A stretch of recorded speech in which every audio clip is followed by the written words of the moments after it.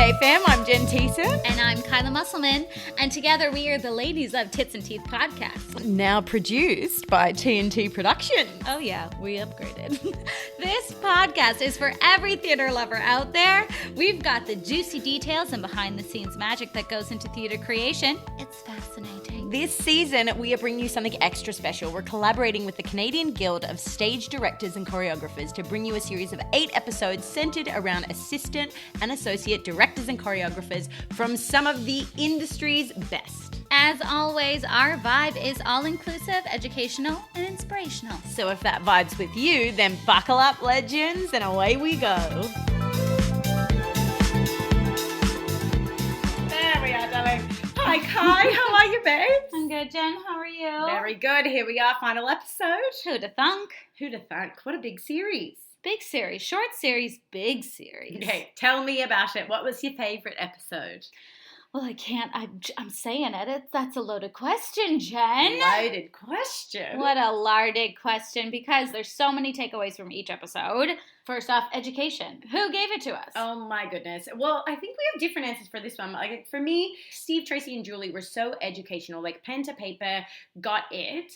And then I think, I don't know, like there was some inspirational ones and there's some like, let's go to the moon and back ones. Everything is possible. There's some balanced ones. Who did you find were the educational ones? Aside from everyone, obviously. But like specifically. And also Steph. I'm going to add Steph into that one and be like, how do you produce your own work?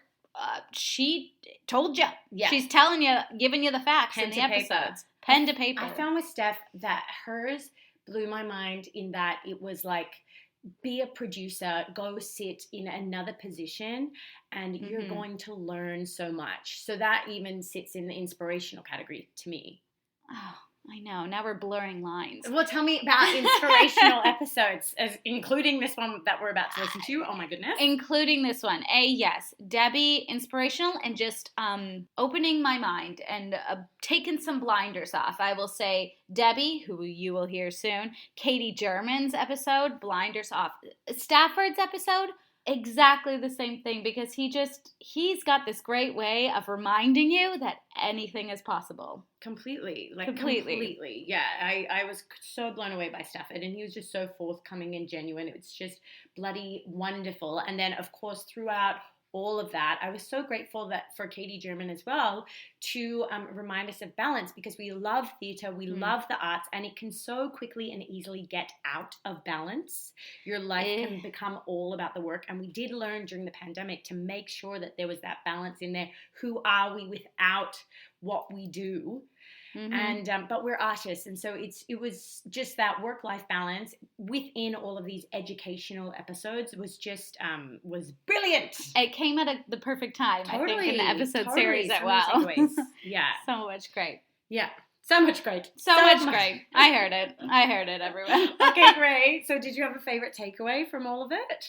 It's an overarching takeaway, but the entire series made me feel less alone and solidary, that like, oh, everybody's feeling this drive and this thing and this go towards, and we're emailing and self-producing and making new ideas and everything. And sometimes we don't always talk about it.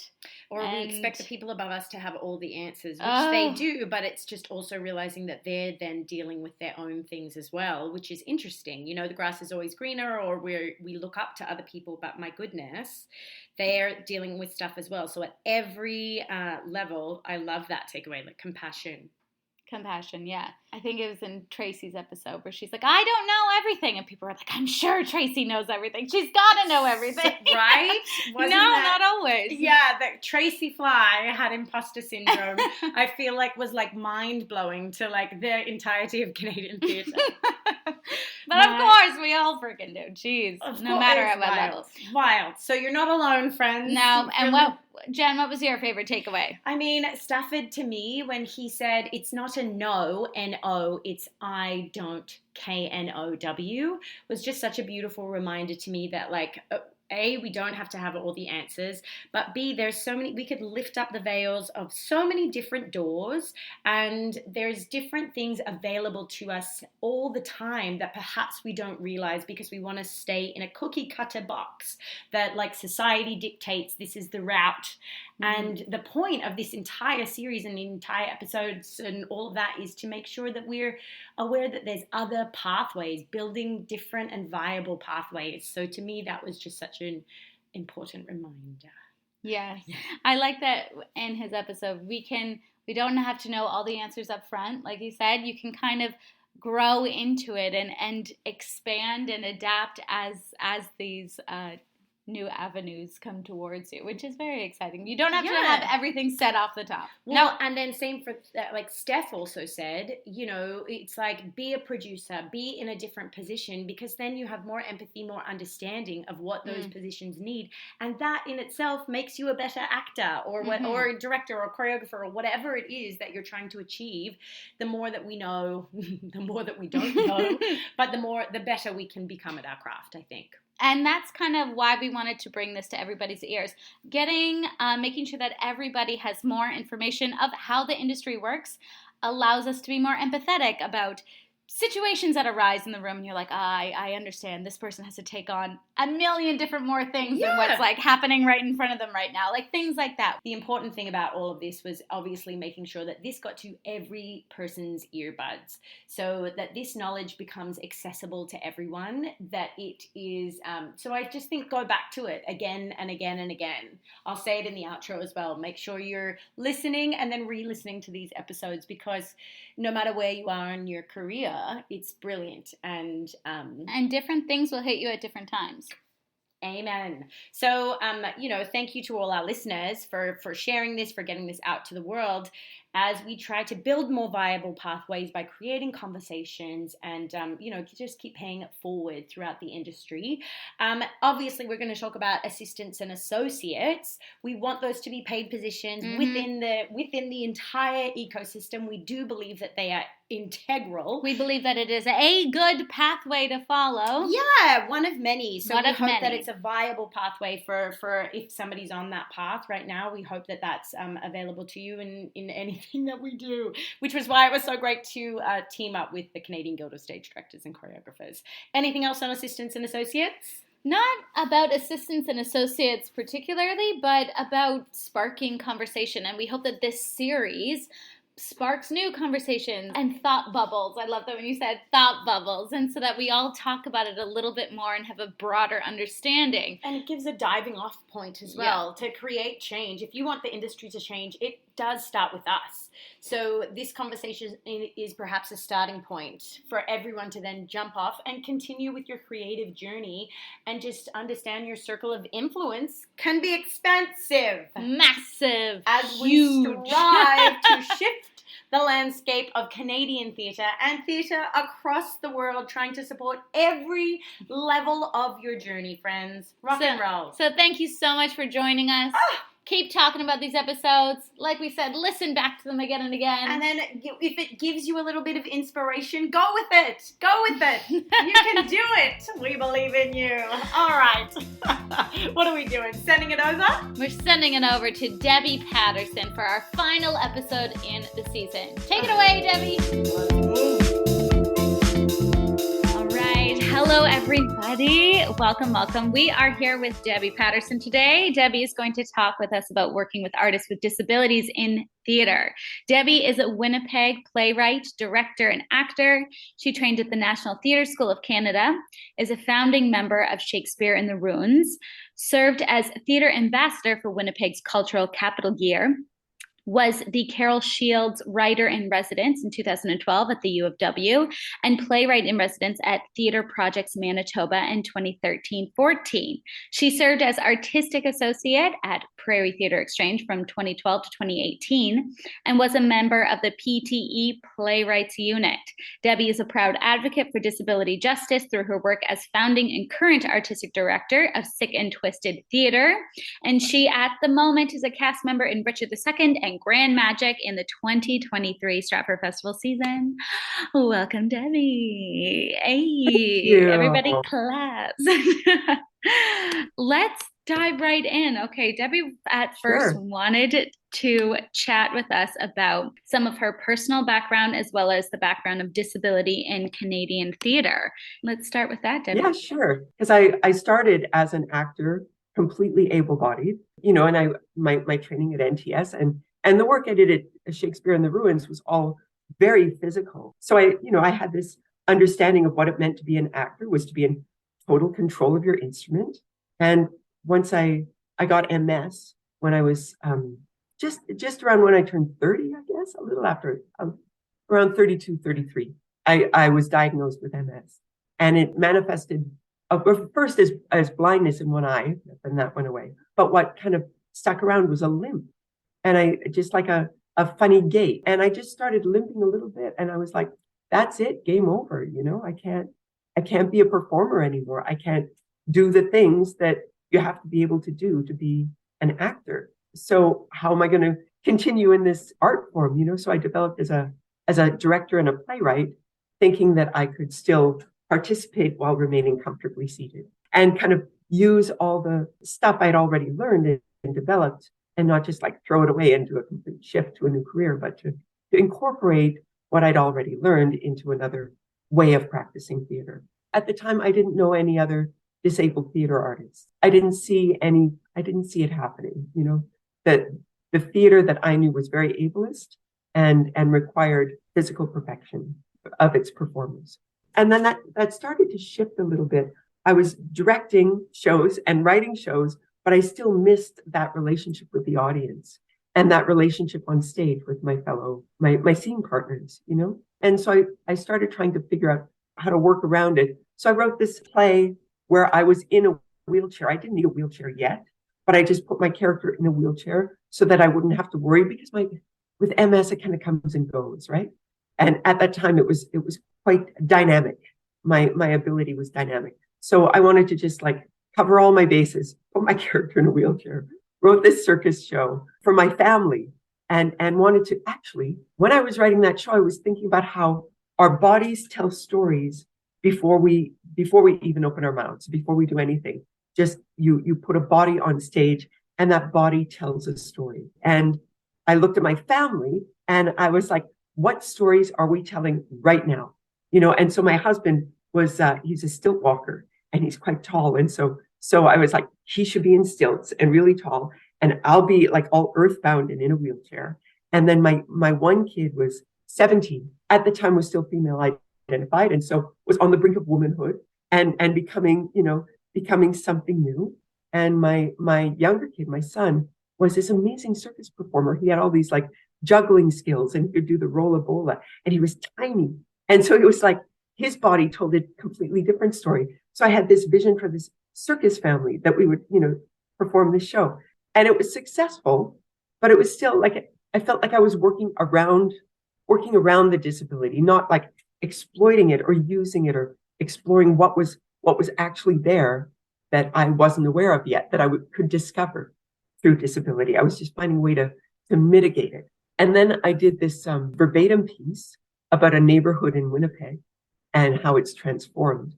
And I wrote it initially for other actors to perform because I still was like, I can't perform, I'm not versatile enough. So I conducted all these interviews with all these people who had lived or worked or currently lived and worked in this particular neighborhood in Winnipeg that had been transforming in some way. And so I put this show on these 4 actors and they performed it, as a reading one time. And it didn't work for me because I had formed relationships with all these people I interviewed and I loved them. And I wanted to embody them for an audience. I wanted to honor their voices by embodying them myself. And I couldn't let go of that. I had to do it. So I rewrote the show into a series of monologues and I performed it. I would walk on stage. I was using a cane by this time. So I'd walk on stage in the dark with my cane, sit down, tuck the cane under my chair, do all these monologues, do the curtain call from my chair, and then take my cane out and walk off the stage. And I don't know who I thought I was fooling, right? And then I wanted to develop the play further. I was like, this is good, but it's not where it needs to be yet, you know? So I decided to work with a dramaturg, and I reached out to Iris Turcotte, and she took all my material, and I had videos and, you know, grants, and she looked at it all, and then she called me up and she said, what's wrong with you? And so I kind of had to come clean about having MS, which is a progressive, debilitating, incurable condition, right? And I was writing about this neighborhood that had gone from being this sort of great place to raise your kids to, you know, crack houses and muggings and gang violence. And Iris was like, dummy, what's happening to your body is what's happening to this neighborhood. Why aren't you writing about what's happening to your body? You need to do this. And I had been urged to write about it by other people. And I was like, no, nobody wants to see the play about me and my disease, you know, like that's not interesting. But Iris was like, gave me this frame that would make it useful, you know, that I could use my disability and it would be a useful thing in this artistic exploration. And so I was like, okay, Iris, I'm down. Let's do this. And so then wrote this new play that was way better and actually explored what it means to be in this disabled body performing in a way that I had not ever done before. Oh, it coincided with this other thing that happened where I went to a show at Cirque du Soleil. We were watching the show and we were all like on the edge of our seats going, oh my God, is it safe? Is someone going to fall, right? And after the show, we went to a restaurant and I was using 2 forearm crutches by this point. And so I went into the restaurant and started walking through the restaurant with these 2 forearm crutches. And everybody was suddenly on high alert, you know, tucking in their chairs, moving their bags out of the way. Like everybody's like, oh my God, is she going to fall? And I realized that they were looking at me the way I looked at Cirque du Soleil. And so I was like, wait a minute, I am Cirque du Soleil. Like I bring the danger. There's something compelling about watching me move through the room. My body is telling a story and that story is actually interesting. So why am I hiding, right?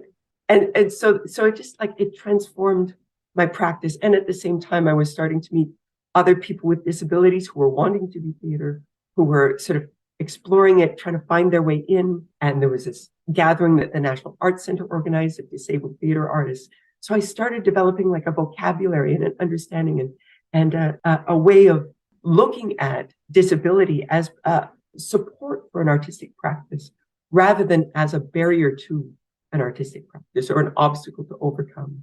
It became a fertile ground for exploration.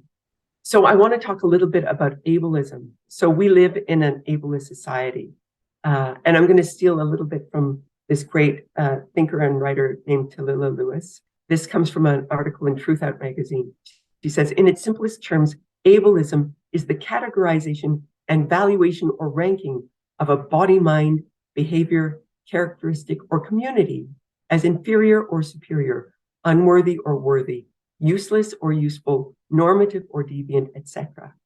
In the North American context, these valuations and rankings are informed through the application of white supremacist, settler, colonial, cis, hetero, patriarchal, capitalist ideas about race, ethnicity, disability, gender, reproductivity, criminality, civility, intelligence, fitness, beauty, birth, or living place, etc. In other words, in North America, she says in the United States, but I think it's all North America, our identities and our purported values are both a function and byproduct of ableism. Ableism is the untamed and too often unnamed force behind eugenics and white supremacy. So we live in an ableist society, and ableism is, you know, as artists, these are the things we tackle, right? We're here to change the world, and these are the things we need to change. And ableism is like right at the heart of this.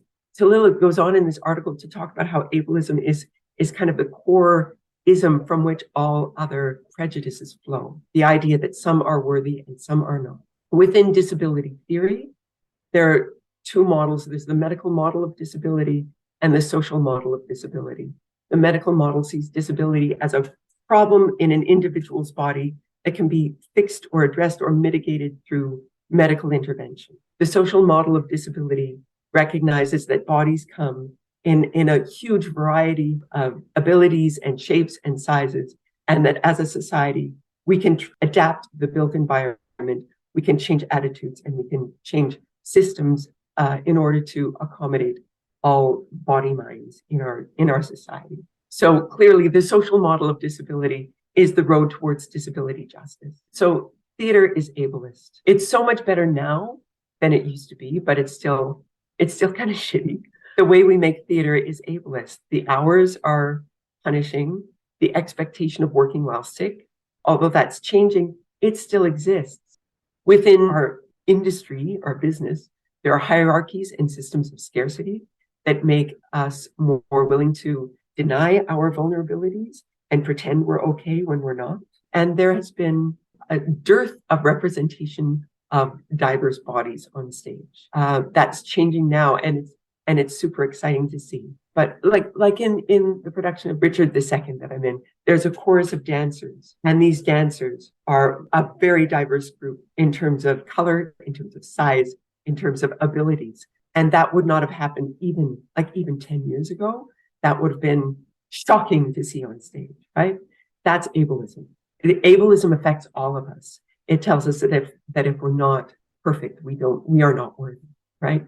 That we are only worthy of love and attention if we are perfect. It also tells us that we're only worthy if we can produce, right? It's like ableism and capitalism are like this. We need to be contributing members of society by having a job that produces wealth for someone who already has more than enough, right? So representations of disability in our media have, for the most part, until very recently, fallen into just two categories. And those are inspiration porn and the cautionary tale. So the inspiration porn story is the disabled person who does something that almost anybody could do, but because they're disabled, they're somehow extraordinary for doing it. It's the reason I get congratulated for going to the grocery store. Like, good for you. You're out shopping for yourself. That's inspiration porn, right? And then the cautionary tale is like the don't drink and drive ad, where there's a person in a wheelchair who drank and drove, and now their whole life is going to suck because they're in a wheelchair and that's trapped. And what I've discovered becoming disabled is that my life is neither heroic nor tragic. It just is a given circumstance. And we rarely see disability as a given circumstance of a character on stage. And this is important because stories shape our beliefs and our beliefs guide our actions, right? So as storytellers, the stories we tell are important because they will shape the beliefs of the people who see it. And those beliefs will change their actions. The truth is we are all temporarily able-bodied. We don't like to think about it, but we are.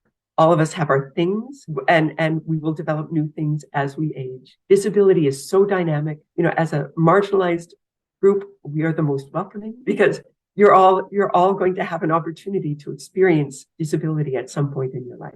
It may be temporary, it may be progressive, it may be a slow burn, or it may hit you like a truck, literally.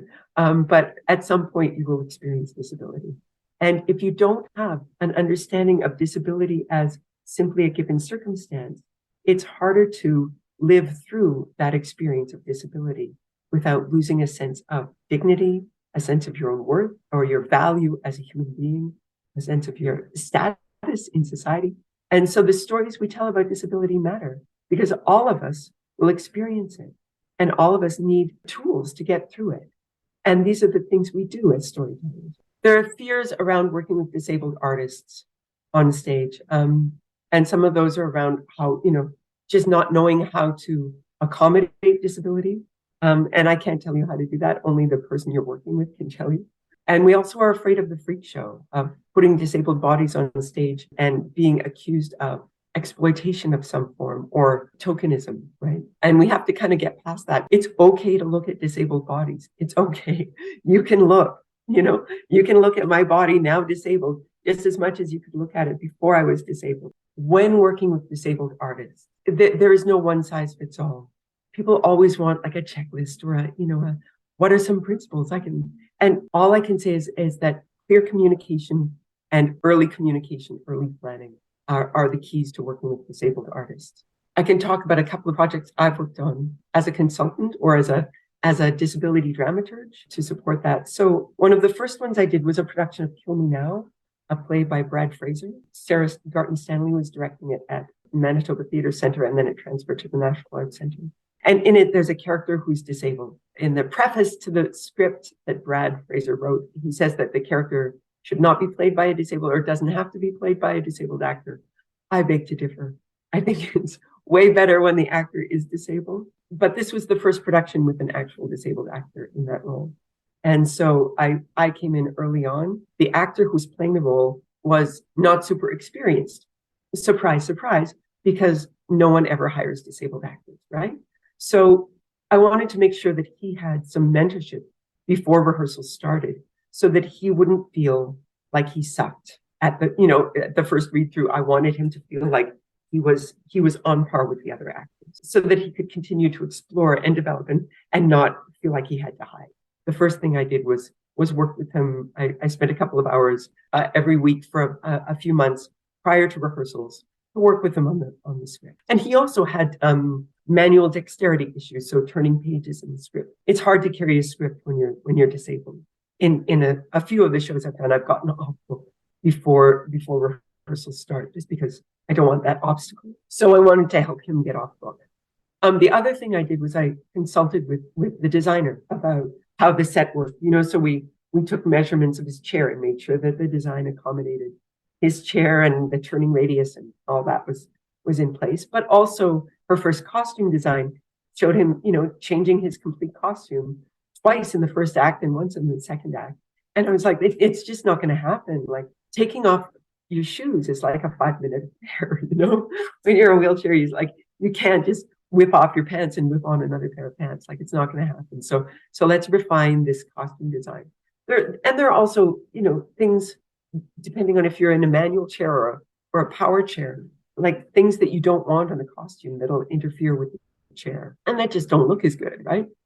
It drives me crazy. If you try to Google clothes designed for wheelchair users, all the clothes you find are like ugly. First of all, they're ugly and they're designed so that an attendant can dress you more easily. So clothes that are designed for wheelchair users are not actually designed for the wheelchair user. They're designed for the care provider. It makes me crazy. So that was Kill Me Now, working with the designer, working with the artist. I'm working on a project called Cowboy Tempest, which is written by a team of 3 writers, one of whom, the lead writer, has an intellectual disability. He has Downs. His name is Niall McNeil. And so I was brought in as a disability dramaturg to support and facilitate Niall's participation in writing sessions, although the 3 writers are really good at working at a pace that works for Niall and centering Niall's way of working within the group. But then once a director and actors are brought in and things are moving a little faster, just keeping a lid on things, like just putting the brakes on every now and then to go, okay, we have to talk more slowly. We can't, we have to plan more clearly so that Niall knows where we're at because he's the lead writer. He needs to know what's going on. He needs to be on top of all of this, right? And so that has been kind of my role within that process. And also identifying what conversations Niall needs to be part of and what conversations he needs to not be part of.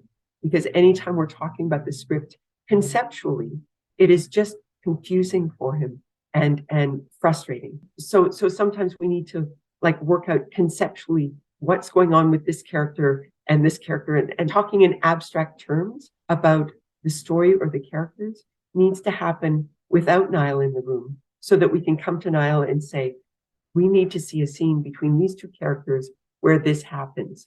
Let's write that scene. And then Niall is amazing and he takes the lead and runs with it, right?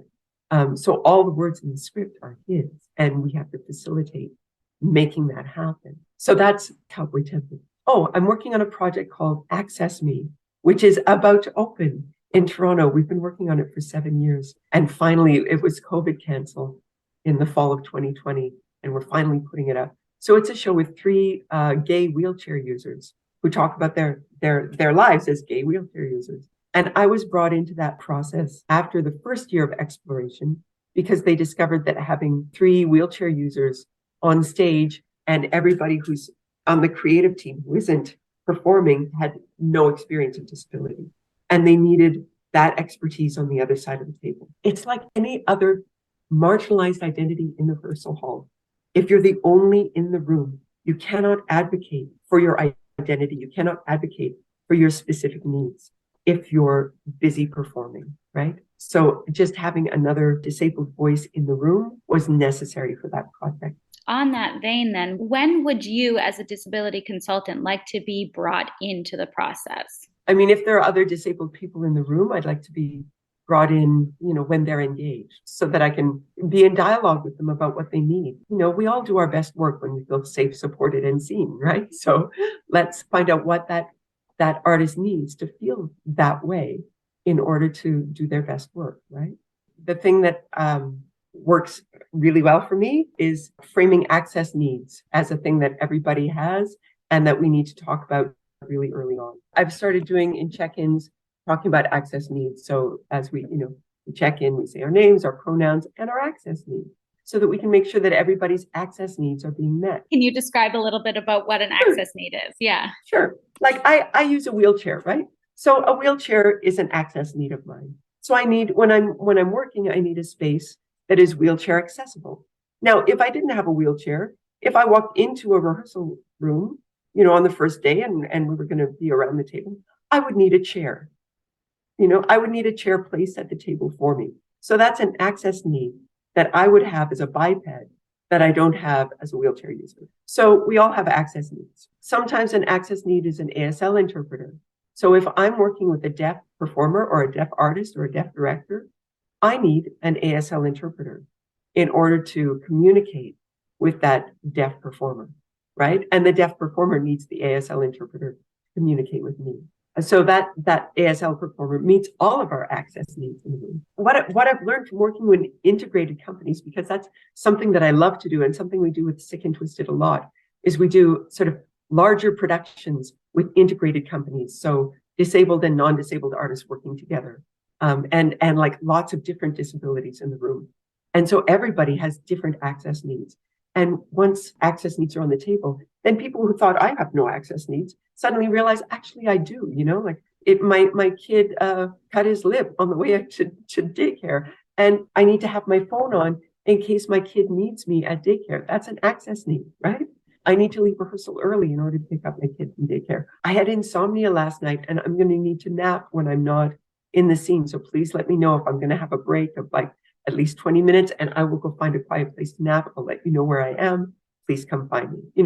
That's an access need. We all have them. So often we're kind of, we have this idea of professionalism that we will leave those access needs outside. We will take care of them ourselves and we will be professionals. We will show up on time. We will do our work and we will leave. But honestly, we need to redefine professionalism, because I think that you can't do your best work if you're overtired, if you're worried about your kid at daycare, if you're stressed about having to get to the daycare on time at the end of the day.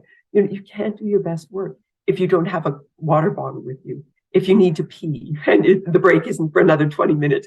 You can't, it's wasted time, right?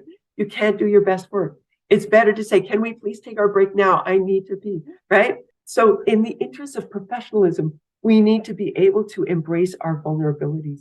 We need to be able to state our needs in the room in order to do our best work. Our job is to tell the truth of the human condition, right? That's our job. How are we going to do that if we're denying our own conditions as human beings in the process of doing that work? We need to be able to express our needs, and we need to, as leaders in the room, create a room where that is so welcome, not just allowed, but embraced and honored and welcomed and recognized as an important part of what's going on.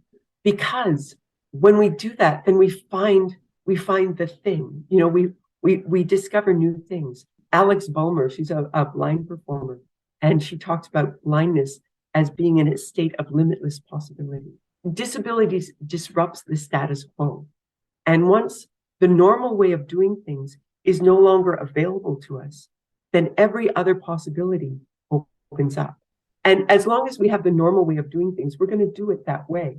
If you can just walk across the room you will walk across the room. If you can't walk across the room, you'll find a way to scooch on your bum or roll across the floor or use a wheelchair or hold a chair and walk along behind it. Like there's so many ways of moving across the room that don't involve walking on 2 feet across the room that are maybe more interesting, maybe have more opportunity. There's an opportunity for discovery. By welcoming disability into your process, you open up your process to limitless possibility. Here's something. Okay, so I was cast in this show, Shakespeare's Will. It's a one-person show about Anne Hathaway, Shakespeare's wife, written by Vern Thiessen. So I was cast in this show, and I had a meeting with the producer and the director, and it was clear that I wasn't the first choice, that someone else had dropped out at the last minute and they needed to replace them, right? And that the vision for the show had kind of been designed around a biped artist, not a wheelchair user.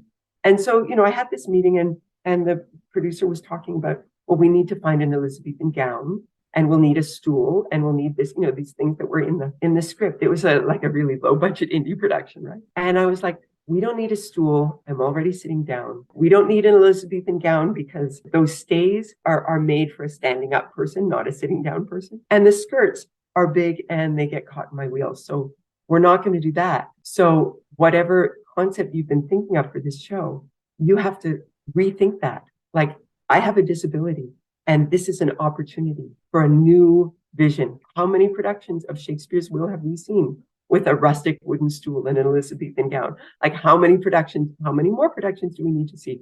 Maybe this will be a different kind of production because this is what I'm bringing to the room. And so the director and I just had this conversation. And 2 days later, he called me with this concept of a sand table and using object puppets. And this sand table, there's all this imagery of the sea. And so this idea of Anne Hathaway kind of on the beach at the sea, telling this story of her life, using like rocks and bits of bark and driftwood to tell this story. And that's what we did.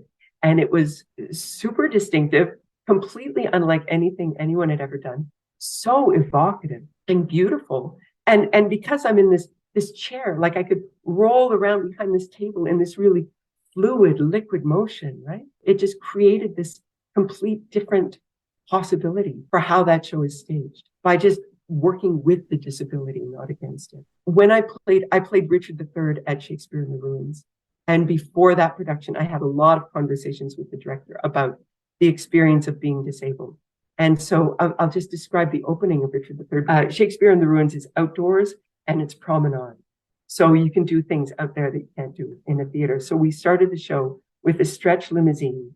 And I was in the limousine with the guy that plays my brother Edward and Clarence and some other people, Elizabeth, like all of us. And so it was just, the wars just ended and Edward's just been crowned king. It's a new era. And so we arrive in this limousine with like loud dance music playing. The audience was behind these velvet ropes and everyone piles out of the limousine and there's cocaine and there's champagne and it's a party and they're all going up to the ropes and shaking hands. And like several minutes later, I'm crawling out of the back of the limousine with my forearm crutches because it just takes me that long to get out of a vehicle. And by the time I get out, someone hands me a bottle of champagne and then I can't walk because I need my hands to walk. And so I have to like wait for someone to take it away. And then I can walk toward the audience and then everybody else is gone. Like the party has moved on and I've been left behind. And then I'm alone with the audience and I get to do the opening monologue. So it was a great opening. And it was only because of this conversation I had with the director about how I get left behind at the party. When we have those events where we all stand around and drink and talk, I can't participate because I have forearm crutches and I can't drink. I can't stand up for that long. Once I'm sitting down, the conversation is happening up here and I'm no longer part of the conversation, right? It just gave this director all these possibilities for how we were going to tell this story. And that opening came directly from our conversations around what the lived experience of disability is. Right. So the other thing about planning in advance is to recognize that this disability is going to bring with it limitless possibilities that you have no idea what they are. You cannot possibly imagine what they are because we live in a world with a dearth of information about the lived experience of disability because disabled people have been excluded from our storytelling mediums. And so the only representations of disability we have have been created by people without disabilities, for people without disabilities, right? So you need to listen, you need to find them, talk to them, and figure out what that is, what the what of it is for that. And every disability is different. So whoever it is you want to work with, you need to talk to them about their specific experience of disability and bring that into your process. Can you tell us what your vision of theater looks like in the future? Yeah, I mean, it's moving in that direction already, right? That more diversity on stage, a world on stage that reflects the world we live in, not some idealized version of what the world is. And because the stories we've been told have been so limited, we are having to fight all those internalized ideas of racism, sexism, and ableism, and heteronormativity and cisism that have permeated our storytelling for the last few hundred years. And we're changing that. Like it's a really exciting time right now, I think, because that's changing, and it's changing hard, and it's changing fast. And we want to be part of that change, right? Yes, we do. Final thoughts, especially as our participants here will be assistants and associates. It's so interesting. I was just having this conversation in the green room the other day with this actor who's like talking about how when you're an actor, you need to please, you need to be easy to work with, you need, all these things that you're told you want to be, but you also have to advocate for the truth of your lived experience and the truth of who you are. And she was talking about, how do I do that? How do I, walk that fine line? And so as people who are the ones with power in the room, we need to be the ones making that, like opening that up, letting people know that it's okay to be difficult. I want you to make trouble for me. I want you to cause problems so that I have to solve, like when you solve a problem, that's when your artistic muscle, your imaginative muscle kicks in, right? So you want to be presented with challenges. You want to be presented with problems that need to be solved, and we can solve them together. But creating a room where that is not only welcome, but embraced, valued, where that is expected is really, really important. Thank you so much, Debbie, for being with us today and talking with us. We really appreciate your time and your energy. Thank you so much. That was the incredible Debbie Patterson, everyone. This series is a reminder that you matter and you belong. Thank you so much, Debbie, for your incredible insights. Give this series multiple listens, friends. Go back to it at different points in your career. There's so much wisdom and so much knowledge to take from each industry leader. We are so unbelievably grateful, and that's a wrap. Thank you so much, Canada Council for the Arts, for helping us guide today and tomorrow's leaders with this incredible series. Thank you, CGDC, the Canadian Guild of Stage Directors and Choreographers, for creating this series, for creating this course and giving more paid work opportunities in this industry. That's at official CGDC on Insta. And from us, that's a wrap. So thank you, listeners, and thank you to this incredible theatre community across the world for being the most incredible and supportive community in the world. Keep growing, keep learning, keep having those conversations. You know where to find us. We're on Insta at Tits and Teeth Podcast, and our website is titsandteethpodcast.com. No matter what you're facing today, legends, we've got you, you've got us, and hopefully you've got each other. Have a great day.